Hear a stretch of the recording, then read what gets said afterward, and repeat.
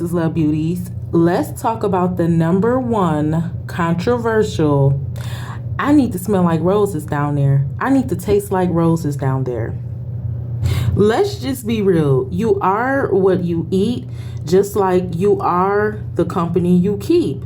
And so if you're not eating roses, if you're not drinking roses, then how would you smell or taste like roses? Now, with this concept, you're not necessarily smelling and tasting like roses. You could, but roses provide benefits. They have vitamins, minerals. And so we're going to speak about some of those today, because I think that people think just because someone tells you something, okay, now I'm about to go get a whole bunch of roses and then I'll be smelling and tasting like roses. And that's not the real concept of it. Eating and drinking roses has been a traditional Chinese medicine for over decades. The Chinese use it for aiding in digestion, menstrual cramps, menopause, and so much more. If you want to eat roses, be sure that those roses are organic. I do have organic roses here. Any other type of rose that may come from like a florist, any other type of rose you may find outside, those roses are sprayed with pesticides and other chemicals to keep them fresh. And so if you were interested in drinking or eating roses, then I would recommend you to get them organic. Typically, the pink and yellow roses taste the best.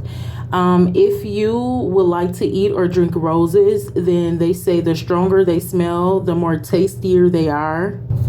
And so I would like to recommend to eat these in small dosages. We have to understand that roses are a medicine and they do contain beneficial properties, but even if something is healthy, you do not want to overeat that, because you'll be getting 10 times as more than you're supposed to. So this is why it's good to know your body, or to always read the labels on things so you're not overdoing something even if it's healthy.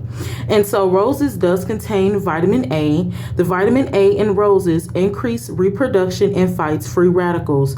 Free radicals are negatively charged electrons. So like a free radical that may be in a woman's body, maybe like yeast or bacteria, which are negatively charged. It's not a good energy that we're adding into our body. It's not like a good yeast or a good bacteria. And so this negative yeast, it comes into the body, and when we're vitamin A deficient, then the free radicals, the negative charges are able to come into our body and disrupt our balance. So we're just trying to keep everything balanced. And so that's why, ingesting the correct portion of roses, you'll balance your body to prevent any type of negative charges like bacteria or yeast. Roses contains vitamin C. The vitamin C in roses increase iron, and it helps to absorb that iron. Iron plays a part in tissue growth, development, and repair. And so also that vitamin C wants to be able to absorb any other nutrient that you put in your body. Vitamin C is the one that absorbs those minerals and nutrients and store them in the correct places that they need to be. So the vitamin C is going to absorb and help the other vitamins to move around and do what it is that they have to do. So the vitamin C in those roses would help you with your iron, with your tissue growth, repair, and development. You have to understand that down there, we do have a lot of tissue. So it is good that we have something that is making sure that our tissue is good. Roses is also good for reducing inflammation. So it may be a pad that you use, something that kind of threw your balance off. And so the roses will help with that inflammation down there as well. Roses also contains vitamin D. Vitamin D is a nutrient that the body needs to help build healthy bones. So around our vagina area, we have bones. We have a pelvis bone, we have a pubic bone, and also our pelvis bone is connected to, our pelvis bone is the space, it's a space. Our pelvis bone is the base backbone of the spine, and that also plays a part in our hip joints. So having strong bones down there is very important, especially for a woman, because I know we like to make sure, you know, things are tight, things are working properly down there. And so the roses, the vitamin D in roses will help you down there to make sure that your bone structure, you have healthy bones. Roses also contains vitamin B3. Vitamin B3 is a nutrient that helps to process food into energy. And so if you're eating food that is negatively charged, it will go into your body and throw off your pH. If you're eating foods that are positively charged, the vitamin B3 in roses will convert that food into energy.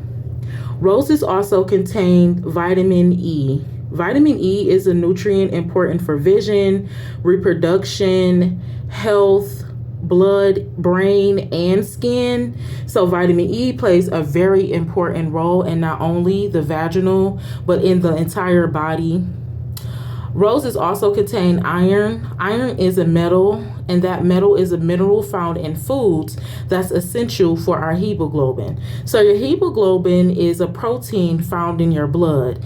And when you're not getting proper oxygen flow throughout your body, you're, deficient in your minerals and vitamins, and you're not getting good, water intake or having foods that are positively charged to give your body energy, your body is going to begin to become imbalanced and is going to break down. Again, I know we all want to smell and look and taste like roses.